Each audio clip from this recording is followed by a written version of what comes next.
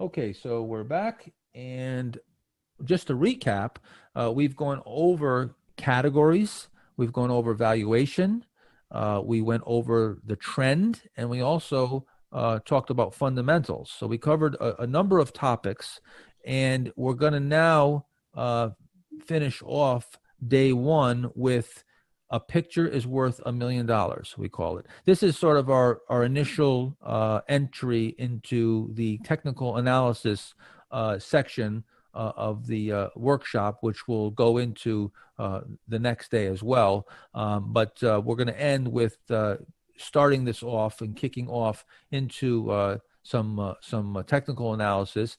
And want to point out that we're looking at continuation patterns. When we look at these technical chart patterns, we're not trying to find the stock that is going to go from stage one to stage two. We're buying stocks that are already in stage two and corrections within that uptrend. So we want to see the stock already in an uptrend. So we're never buying at the lowest price, and that's not what we're trying to do. That's not the goal. Our goal is to buy at the right price, as I pointed out before when we talked about trend.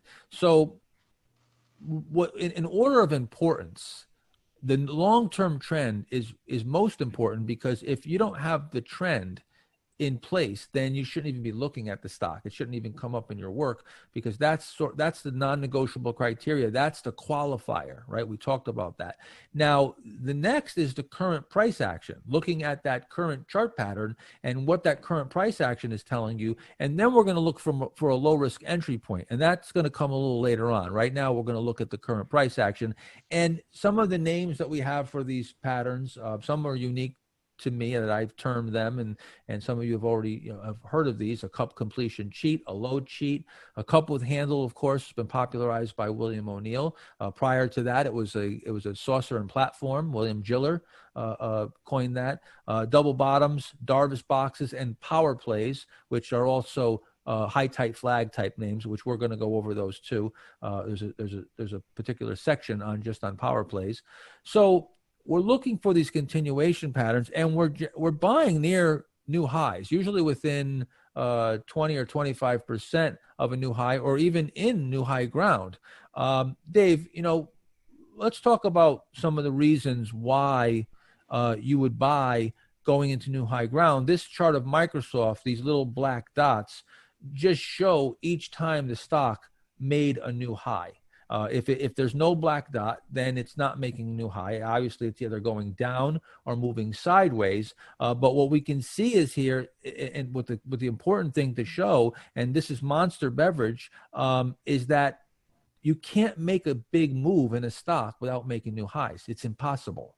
All right. Right. So there's some other reasons too. What are some of the reasons, why we want to buy in near new high ground or in all-time high ground, Dave? Well, one of the most important reasons is that there's no one higher than where you're buying. So there's no quote overhead supply. Everybody that is buying or everybody that holds that stock when it goes into new high ground is at a profit, and there's no one ahead of you, and so everybody is happy. The only people that would be selling are people taking a profit.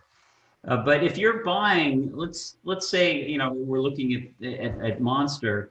If you're buying right in this area, right, I got to get my arrows correct.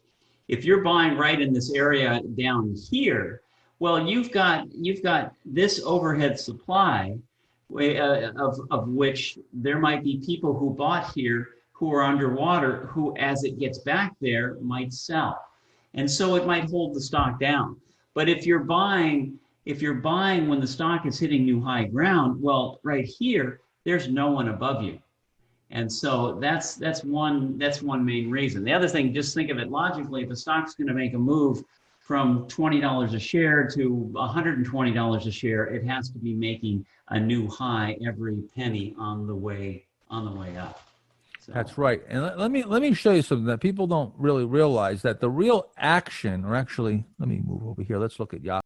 We're on page 104. So a stock's future is in new high ground. And even if you were to buy a stock, let's just say you bought a stock down, you were able to pick the exact low after a stock drops, let's say 50%, right? It gets really clobbered in the bear market. It's down 50% and you buy it right at that low. Okay. And then it comes back and it comes all the way back to where it makes a new all-time high.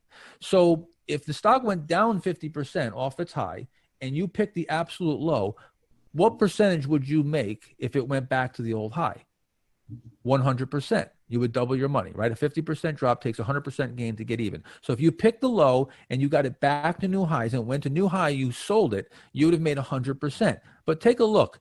That's only 100% from the low back to new high ground. From that point forward, every point higher, every quarter of a point higher is a new high. So the real action happens in new high ground. So you can make, even if the stock's down, let's say it's down 60 or 70%, maybe it goes up a few 100% off its low. But many of these names go up 10,000, 20,000, 50,000, 100,000% over 2, 3, 5, 10 years. So here's an example of Yahoo, where coming off the lows back into new high ground makes 170% move. But then from the new high ground, it goes up 4,300%. And even much higher, right? So the real action is happening and the excitement is happening in new high ground. Here's Taser after a huge decline and a big move of over 500% back up to new highs. And I'm buying it over here. I think I'm buying it over here, actually.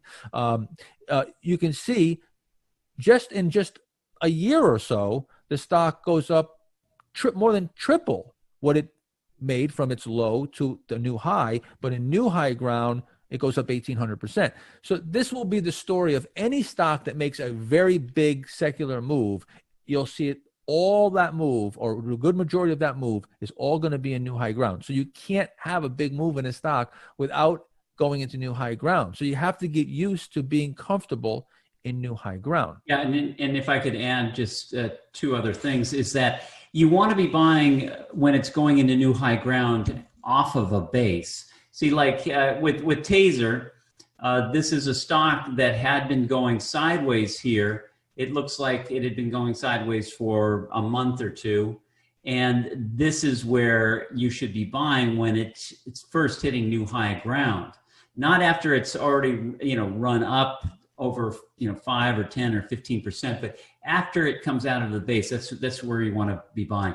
The other thing I'd like to say is that so many people that for them it's very, very hard to buy stocks that are new highs. I think that old adage of buy low, sell high. People are saying, well, it's expensive up here, but if you thought Taser was expensive up here, look at the move that you missed, not buying it as it went into new high ground. And at first, it's very uncomfortable. But once you get some big winners that you've bought just breaking into new high ground and they take off, it's something you're going to want to be doing time and time again.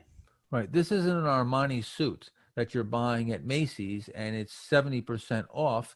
And it doesn't work that way with stocks. All right. You get what you pay for. You're not going to get a Ferrari for a Hyundai price. And the stocks that are market leaders are going to appear expensive. So you got to get used to, like, as Dave said, but we'll get into buying from bases and entry points and the real specifics of all this in a little while. But we want to also show you, we talked about how 96% of big winners come from market corrections, right? Well, there's a few things you need to know about this, and one of the pitfalls of trying to buy these market leaders is a lot of people will wait for the market to look good before they start putting on their buying cap, and by that time the leaders have all moved up. I was a victim of this early on. I started off being a quant trader, and meaning I would form an opinion on the overall market, and then I would look for the best groups, and from there I'd look for the best stocks in the best groups and build my case sort of from market up to stock. And what happened was, time and time again, I was constantly missing the best stocks and wondering, why didn't I see those? Wow, they look so good, and in hindsight I see where I should have been buying them, but I didn't see them at the time because I was too busy waiting for the market to confirm. And the fact is many of these leaders will start to emerge even before the market sometimes makes its low in a bear market.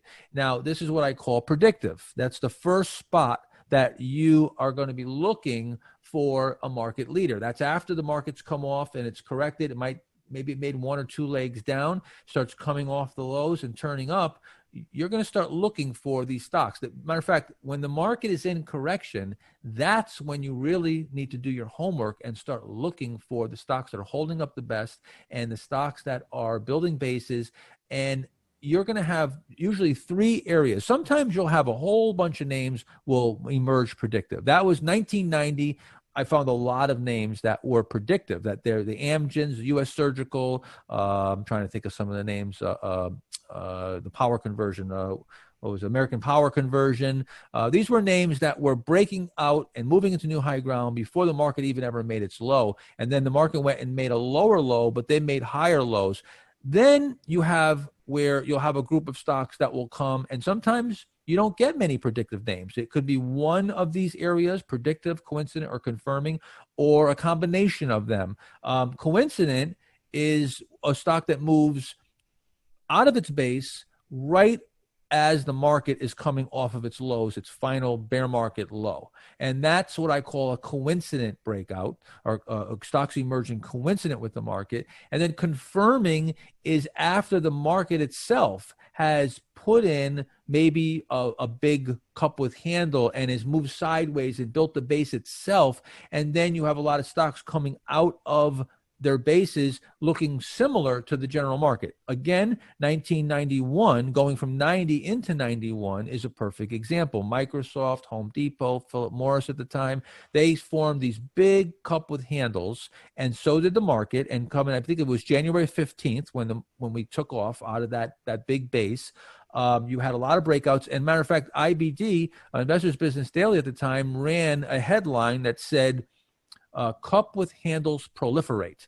And they had a whole bunch of those little graphs and a whole bunch of cup with handle patterns that many of them went on to be big winning stocks. So let's take Mark, on that. It was interesting. I actually went into Bill's office and said, this was right before we were going to get involved in that in the war in the Middle East. And I told Bill, I said, it's hard to imagine that this market is going to collapse when there are so many cups and handles. And I remember showing him a number of those. And then I guess a day or two later, he put those all on the front page of the newspaper. But lots of times, as you said, and it depends on how steep and how fast or how long the bear market is that some of these, the emerging leadership are breaking into new highs months before the market actually turns. So that's why it's so important to concentrate on what's starting to move, who's got the best relative strength, even as the market is coming down. Yes, and as David just said, back in 1990, 91, I saw the same thing. I saw lots of stocks that were forming these nice bases, and I was smart enough at the time, I was still kind of green back then, but I was smart enough to trust the charts and buy these stocks breaking out. And at the time, the news was horrible. And some of the best analysts in the world were predicting, a horrible bear market that was going to continue. But the stocks told the story. Now, that exact same scenario has just happened in 2020, where we were just in our office, months back talking about how everything's so bad. Oh my God, coronavirus. And I said to my staff and my assistants, I said, look, the stocks are setting up. We're going to buy them. We're going to recommend them and we're going to buy them because the stocks are setting up and there's lots of stocks setting up and the stocks are almost always right. And if they're not, then we're going to get stopped out, but we're going to buy the names that are setting up. And lo and behold, it's been an incredible lockout rally. And we've probably had some of the most members that we ever had double their accounts. We have so many emails of people doing so fantastic. So that was all from following. If you were to recently I mean, look at the news with coronavirus and the economy. I mean, we're looking at numbers that are Depression era numbers. You wouldn't go near stocks, right? Back several months ago. Now, of course, it's looking a little more obvious now that we've been hitting new highs. Let me show you how this works in real life, okay? And we're going to go back to the 1982 bear market and the bear market bottom, and look at Walmart, which at the time, Walmart was just a mid-cap company that not many people knew. It wasn't the company that you would think of today, this big, certainly an institutional favorite. Back in this period, it was a market leader. And you can see here as the market comes off, and this was a very brutal, 1982 was a brutal bear market. There was a recession, and it was really tough times economically. But you can see right off of this first low here, as the market tries to turn up, you can see that Walmart is emerging into new high ground after it moves sideways in a base. But then you see the market rolls over and makes a new low, right? And the news is horrible. And look at what Walmart does. Walmart just comes back to the breakout point, moves sideways, sets up again. And as the market comes off its lows, it breaks out again into new high ground. It's totally predictive. I mean, this is really a great example of a predictive move in a stock where it's coming off of the very first low and the market goes to two new lows. And then again, you see, the stock just moving sideways, and then as it comes off, this is the final low, the bear market low in 1982. Now Walmart moves into new high ground again, and it's already up significantly from that first breakout. So this gave you a lot of heads up. But if you waited for the market, look, you're buying the stock way up here, extended, where you should be buying it down here and not worrying about the market so much. I don't look at the market very much. I look at the stocks, and if there's lots of stocks setting up, then I buy the stocks. That's really, I look at stocks before the indexes. And this is very typical when a stock is when a market is in a bear market, the general market is in a bear market, but you have a stock that is breaking out in the new high ground. The weight of the market is going to keep that stock from really making a lot of progress, and then it breaks out again. But this is where it really explodes. So when the weight of the market comes off, it's almost like a beach ball that's been held underwater for a long time, and all of a sudden the weight of that comes off, and it starts flying. And that's what's so important of identifying those leaders even before the market makes its final low.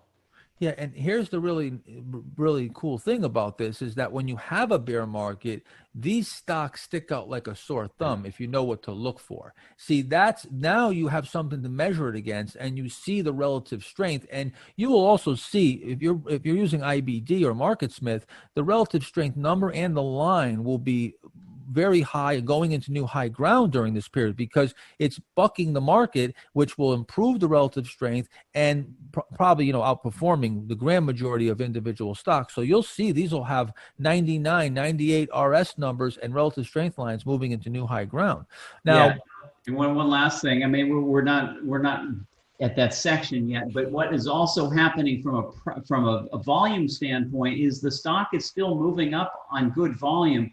But when the selling comes in, the volume is really drying up, and you can see it in areas like this. The stock goes sideways to down, and there's really not much volume at all. But when it starts picking up, it's just one other thing that we're going to get really into a lot of detail on.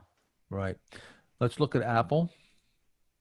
So Apple in 2004 came out of this very nicely well-formed large base. But at that time, the market started correcting. We went into an intermediate term correction here. But again, you can see where we come out of this base, even as before the market turned up off its lows, very predictive. And then as the market goes to lower lows, Apple just forms another base and gives you another buy point. And then again, we go to even lower lows and Apple's forming another base with another buy point. You had 3 buy points that you could have bought. And this stock went up over 100% in just 6 months from here. And of course, we know, the Apple story going forward from there, it's going up even much more.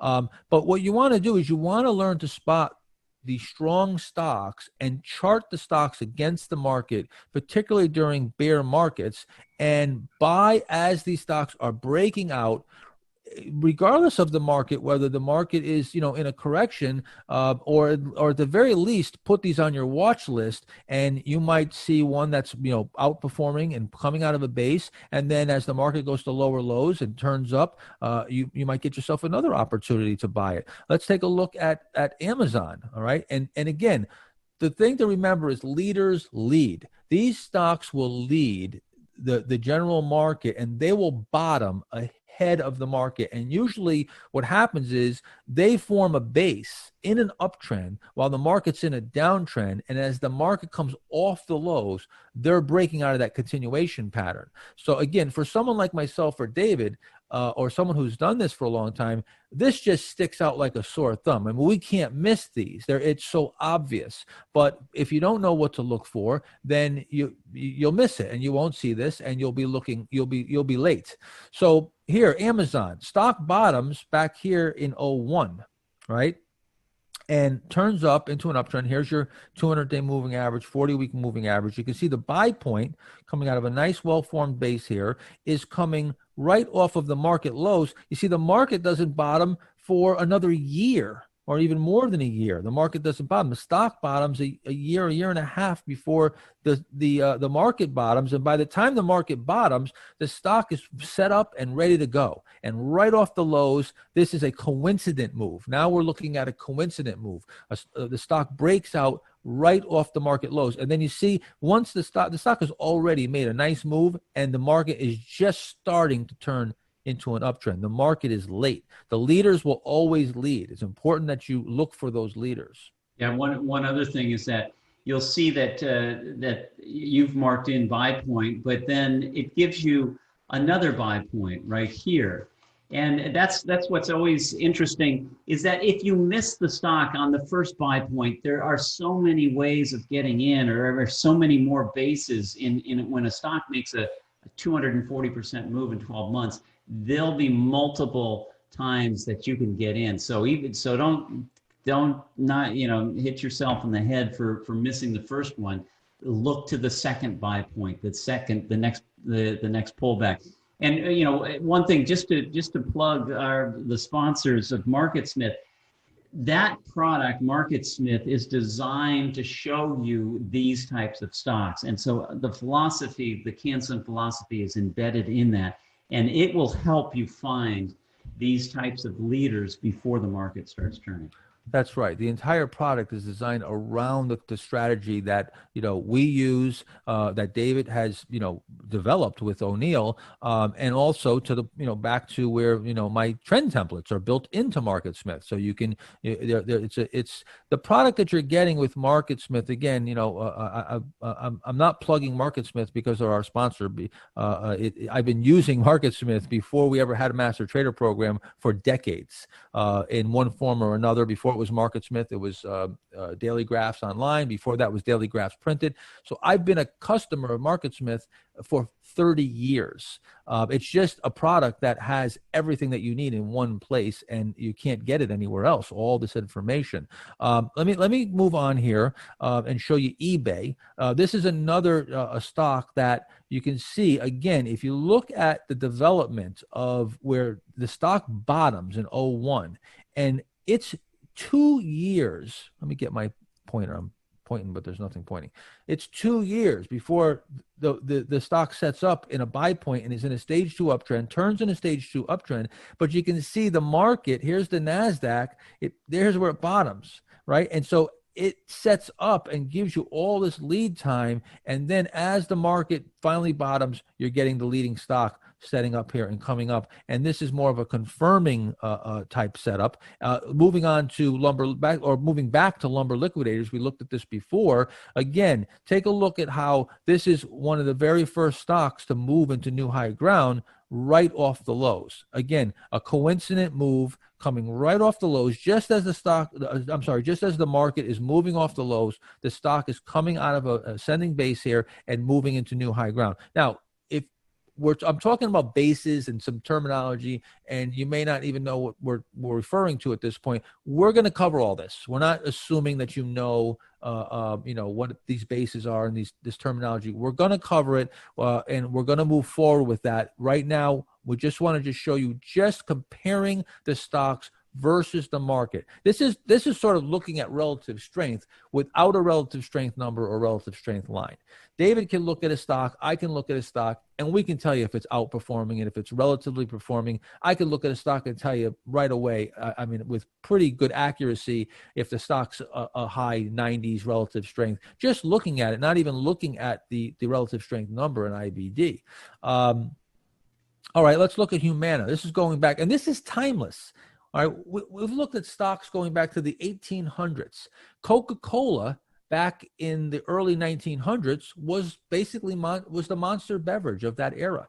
And it emerged from a pattern, very typical, cup with handle with VCP characteristics, had big accelerating earnings, was a small cap company that few heard of, and nothing has changed. Okay, these are timeless principles. That's the beauty of this. Is this will work for generations to come, and you can teach your kids to do this. Now, looking at Humana, right? And Humana today is a big company, right? So if we go all the way back to 1978, Humana was not a big company back then. Again, these were small mid cap names. But look at Humana coming out of a base, moving into new high ground, right, almost off the dead low. Almost off the dead low of the market. That's a coincident move, right? And I want you to look at the contrast. Look at the market in a downtrend, right? Below the 200-day in a downtrend. Look at the stock in an uptrend above the 200-day. Stage 2 uptrend. See, the stage 2 uptrend is already in place before the move starts, right? And it's bucking the market. It's in complete contrast to the market. So it's so obvious that you see the outperformance there. And Mark, this is Humana as the market is in a bear market is just building one base on top of another base along the way. It's just a series of I call it. You can imagine it as almost steps where it goes sideways and then it goes up. It goes sideways and goes up. And as long as those steps are being built, then you've got a successful company. Yeah. Yep. These are the base. Here we're going to have a battle of the tools. Now I'm using the tools. We have all these tools. David and I don't know what to do with it. We have all these tools. We're overwhelmed. We have all kinds of things we can draw, and there's some funny things like this. If you love it, I can put a heart. We can put little X's to show you things. So anyway, this is all new to us. So let's take a look at a stock that I made a really nice gain in a short period of time, and then it went on to go up several %. I thought I was pretty smart, making almost a double on it in this quick move here, coming right off of the lows.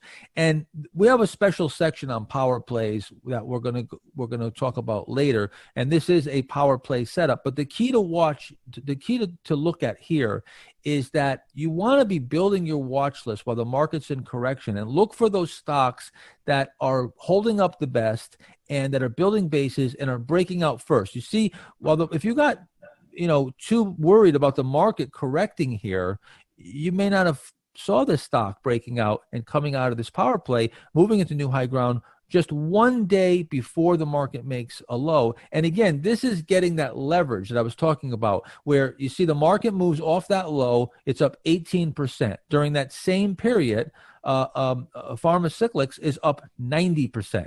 You see, you get that 4 or 5 to 1 leverage. This is how you get your leverage. This is how you leverage your account and make those returns. You don't need margin necessarily to get leverage. You need to be in the right place at the right time.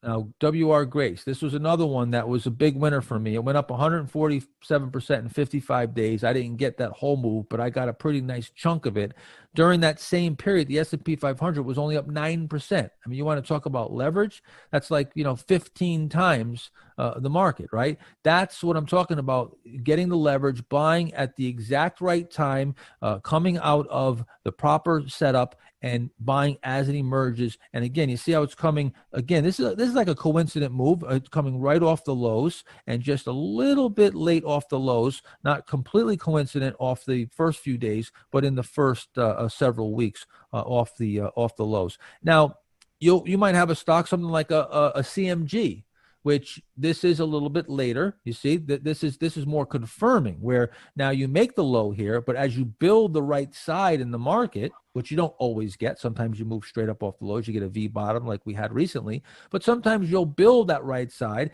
and the stock will build a base along with it, and then start emerging as the market finishes its base building process. This can play out in a number of ways, and you could get a combination of predictive, coincident, and confirming, or you may get where you don't see hardly anything setting up in a predictive fashion. You get everything coming off the lows, and then you get some confirming.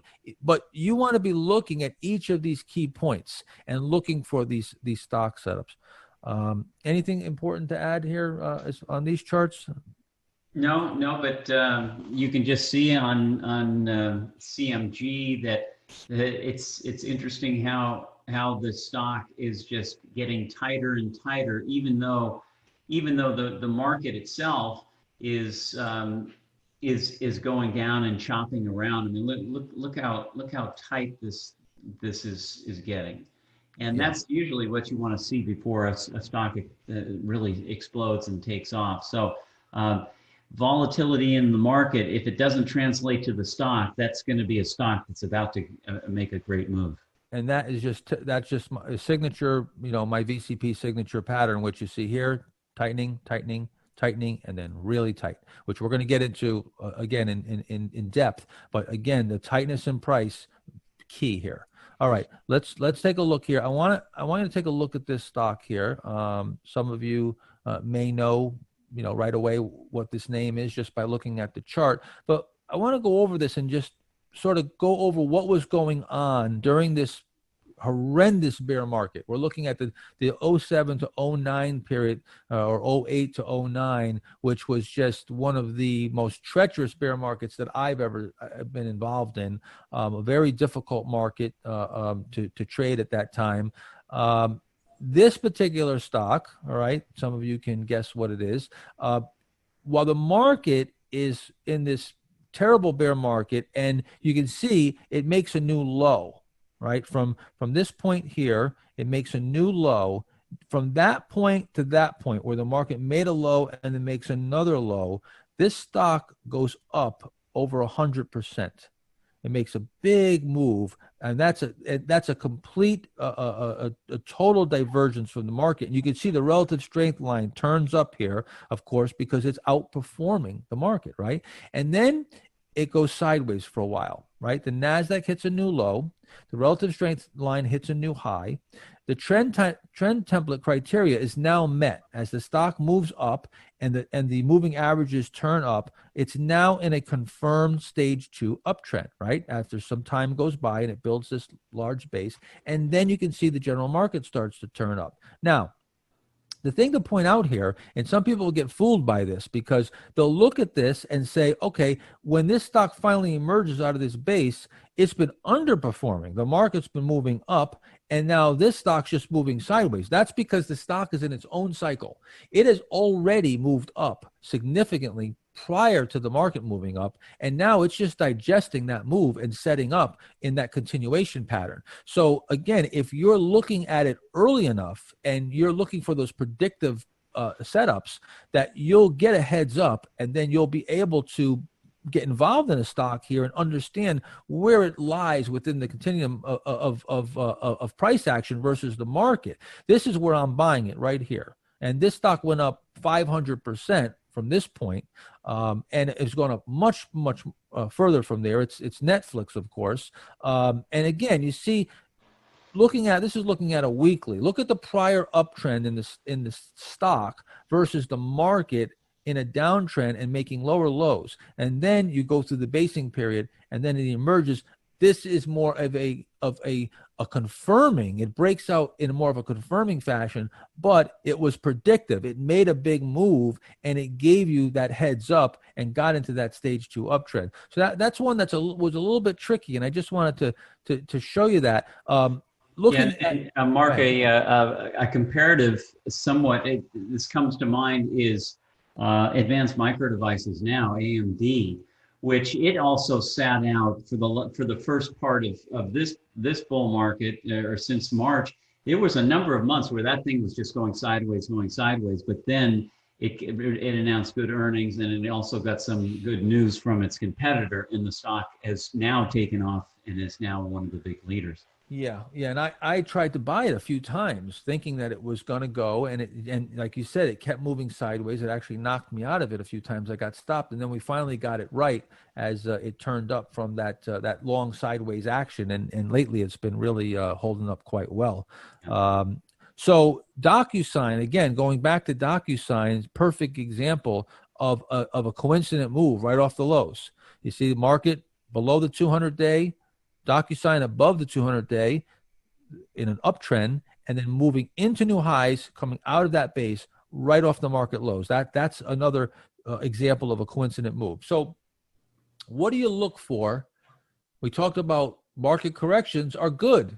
Obviously, they're not good if you get caught in them. You don't sell your stocks and take your profits and cut your losses, and you're holding through it, which you shouldn't be. But if you're able to follow the rules and get liquid, market corrections are great, because that's where the leaders stand out and give you an incredible opportunity. Remember, 96% of the big winning stocks, the super performance stocks, start off of a market correction. So that should be something that you are getting very excited about when the market corrects. Now, there's some things to look for. When you get a market correction, you want to start looking for stocks hitting the 52-week high list, because again, that's the market's correcting and hitting lows, and usually in a downtrend, and you have stocks hitting the 52-week high list. That's telling you something, that something's going on there. That's incredible strength.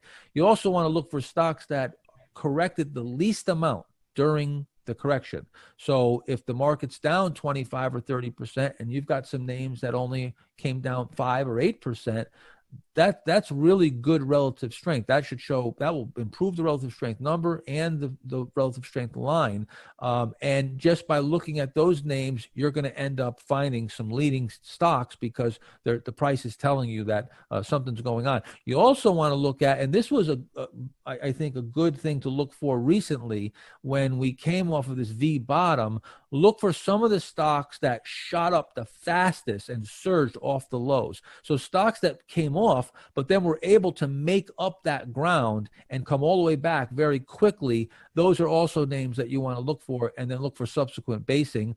And then you're looking for stocks that are building bases within the context of an uptrend. Stage 2 uptrend names that are building bases, and you want to see a proliferation of that. You want to see more and more stocks setting up, and the ones that are the early predictive leaders emerging, holding up, and then another wave or two coming after those stocks. And that gives you the confirmation that the market is getting close to a bottom, and that the leading stocks are telling you it's time to buy. And you'll very often also see a follow-through day around this time. You'll see accumulation in the major averages, and see some type of follow-through day on the averages like the Nasdaq and the S&P 500 or NYSE.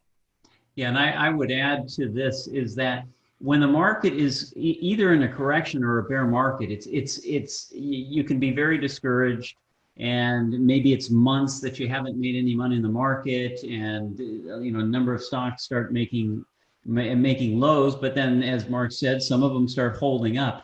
Well, this is not the time to sit back and say there's nothing. I shouldn't even look at this. I shouldn't even go through charts. I shouldn't even look at the market.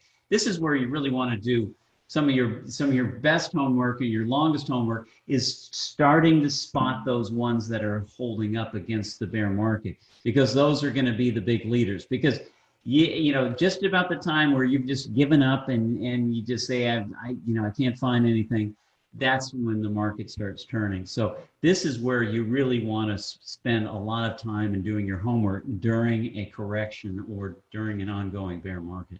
Yeah, the longer a bear market goes on, the more it weeds everybody out and they start throwing in the towel and giving up. And it's with me, it's the exact opposite.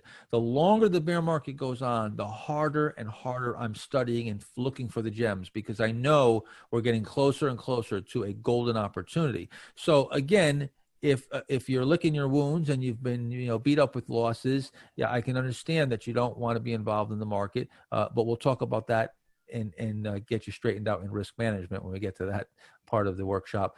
So we're going to take a break now, and this I believe we're at the last section for day one, and we're going to conclude here. But we'll come back, and when we do, we're going to get a little more specific and start getting into that overhead view and getting a little more specific on the entry point criteria as we go into day two. So we'll see you soon.